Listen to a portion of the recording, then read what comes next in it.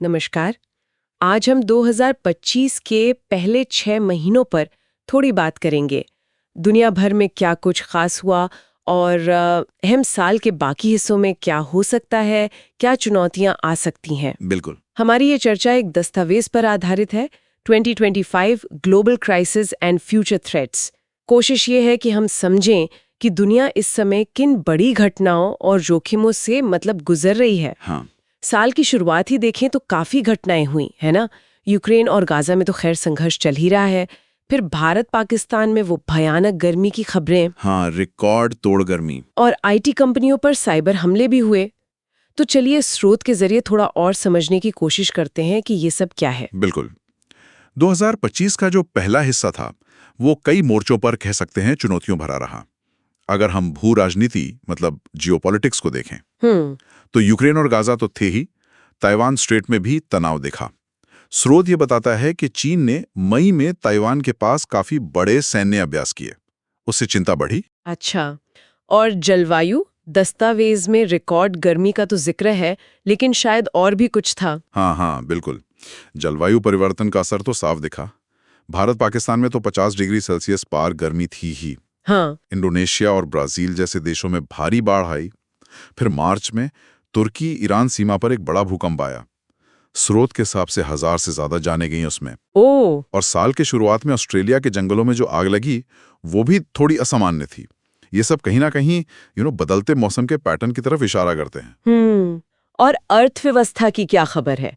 Europe में मंदी की बात थी और टेक स्टॉक्स भी गिरे थे शायद।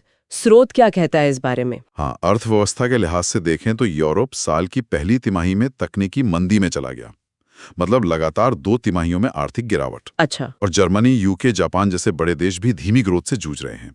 इसका असर जाहिर है वैश्विक सप्लाई चेन पर पड़ सकता है, ऐसा स्रोत में लिखा है।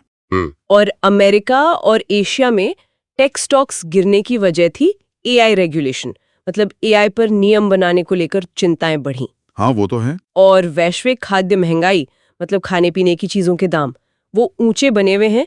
इसके चलते अर्जेंटीना, मिस्र, नाइजीरिया जैसे देशों में विरोध प्रदर्शन भी हुए। स्वास्थ्य और टेक्नोलॉजी के क्षेत्र में भी कुछ हुआ होगा जरूर। स्रोत में कुछ है इसका जिक्र? हाँ, स्वास्थ्य में एक बड़ी चिंता थी अमेरिका में मवेशियों में H5N1 बर्ड फ्लू का पाया जाना, और फिर कुछ डेयरी कर्मचारियों में भी। हाँ, ये खबर आई थी। स्रोत इस बात पर जोर देता है कि इसके इंसानों में आसानी से फैलने का खतरा है। और साथ ही एक नया कोविड वेरिएंट भी आया, पिरोला XBB जिसे कह रहे हैं। कुछ देशों ने फिर से यात्रा प्रतिबंध लगाए इसके कारण। अच्छा। और टेक्नोलॉजी में AI डीप फेक वो नकली वीडियो या ऑडियो और डेटा लीक की घटनाएं बढ़ी, जैसे नकली युद्ध के वीडियो या मनगढ़ंत राजनीतिक भाषण। ये चीजें काफी खतरनाक हो सकती हैं। हाँ, बिल्कुल। स्रोत ये भी नोट करता है कि भारत, नाइजीरिया, तुर्की जैसे देशों में सोशल मीडिया पर सेंसरशिप यानी सरकारी नियंत्रण वो बढ़ा है। तो अगर इन सब बातों को जोड़कर देखें तो 2025 की अब तक की तस्वीर तो काफी कह सकते हैं जटिल नजर आ रही है। पर स्रोत सिर्फ पीछे नहीं देख रहा है ना, आगे के खतरों पर भी कुछ कह रहा है। भविष्य के लिए क्या चिंताएं हैं? बिल्कुल।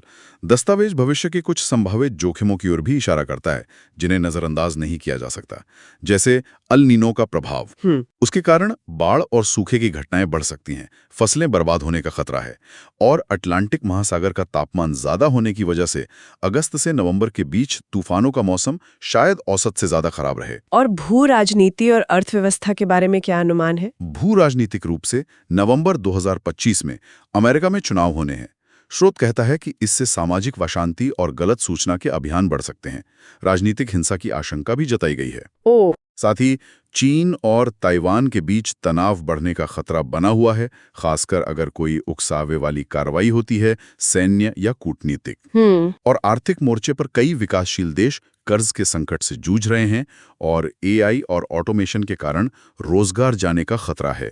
स्रोत खास तौर पर व्हाइट कॉलर नौकरियों का जिक्र करता है। टेक्नोलॉजी और स्वास्थ्य से जुड़े जोखिम भी होंगे फिर। हाँ, टेक्नोलॉजी में AI रेगुलेशन में कमी एक बड़ा मुद्दा है।